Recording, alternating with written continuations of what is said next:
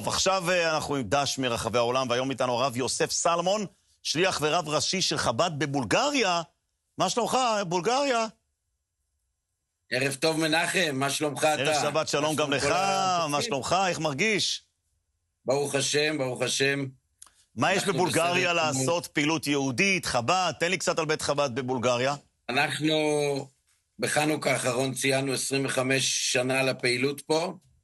ברוך השם, אנחנו מגדלים כבר דור שלישי של שלוחים במשפחתנו פה במדינה.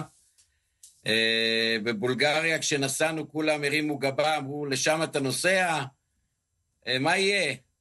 אז ברוך השם, מאז קמו בתי חב"ד, לא רק בסופיה, בוורנה, בפלובדיב, בבנסקו, בסני ביץ', בגולדן סנס, בכמה וכמה אתרים שיש בהם יהודים בכל השנה, בכמה אתרים שהם עונתיים, וברוך השם עוד היד נטויה. אנחנו יוצאים עכשיו מיוד שבט, החג שבו זכינו שהרבי התמנה ועלה לכס נשיאות חב"ד בתש"י, כשנה לאחרי הסתלקות הרבי הרייץ. אנחנו יודעים את התנועה של המסירות נפש שבה היה חי הרבי הרייץ, שגם הוא, כמו עוד אדמו"רי חב"ד, ישב בכלא הסובייטי, אבל הוא לא עשה את זה רק בעצמו. הוא דרש בנחישות מכל החסידים ומכל השלוחים שהוא שלח לעיירות להקים חדרים ומקוואות, ואמר להם, תדעו לכם, שלחתי לפניכם מישהו והוא הלך לכלא, ייתכן שגם אתכם יעצרו שם, אבל זה לא עצר אף אחד מללכת. אז אנחנו בבולגריה, ברוך השם, שמחים על השליחות, כל יום פוגשים יהודים חדשים, יש עוד הרבה מה לעשות.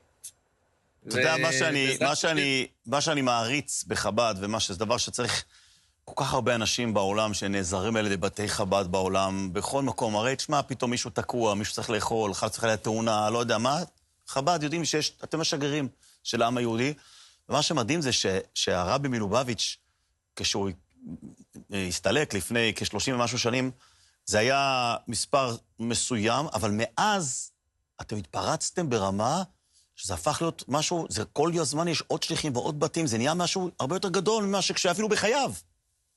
זה נכון. היום בבולגריה 5 משפחות קבועות של שלוחים שגרים בסופיה, בפלובדיב, בוורנה, וכמו שציינתי, עוד בתי חב"ד עונתיים, עשרות אלפי מבקרים, אלפי יהודים מקומיים, הרבה פליטים שהיגרו לפה. יש הרבה מה לעשות, אנחנו רואים בשליחות כל יום את ההשגחה הפרטית המופלאה, איך שאתה תפתח פתח כפתחו של מחט, והקדוש ברוך הוא יפתח לך כפתחו של אולם. הרבי התייחס לכל יהודי כאל יהלום, ואנחנו רואים את זה. צריכים באמת לתת את היחס ליהודי. זה יכול להיות יהודי שבא פעם אחת לסעודת שבת, פעם ראשונה בחייו, בשבוע לאחר מכן אותו יהודי בן 55 עשה ברית מילה. אין לשער את גודל הנחת רוח שיש לקדוש ברוך הוא מיהודים שעשרות שנים חיו בלי תורה, בלי מצוות, בלי לדעת כמעט שהם יהודים, והיום הם שווים לצור מחצבתם. זה משפחות שעלו מפה לארץ, בחורים שהלכו ללמוד בישיבות, וכן הלאה. עבודה מדהימה שלכם, חב"דניקים בעולם, וגם לך, שליח חב"ד בבולגריה. תודה רבה ששיתפת אותנו על הפעילות שלך שם בבולגריה, הרב הראשי לבולגריה, שליח חב"ד. תודה רבה, כבוד הרב. תודה רבה. תודה מנחם, ושיהיה בשורות טובות. אנחנו עסוקים ביציאת מצרים בשבועות האלה של ספר שמות. אנחנו יודעים שההכנה למתן תורה זה היה קריאת ים סוף. והמים להם חומה מימינם ומשמאלם, מימינם, מה זה? תורה. מימינו יש דת למו, משמאלם, תפילין. זה הדברים שאנחנו עסוקים, אבל בעיקר הרבי הדגיש שהכל יהיה באופן של ימין מקרבת. שנזכה בעזרת השם לגאולה קרובה. אמן ואמן. תודה רבה על התוכנית הנפלאה, אני אוהב לראות אותה. תודה, כיף לי לשמוע, תודה רבה לך. שלום. תודה.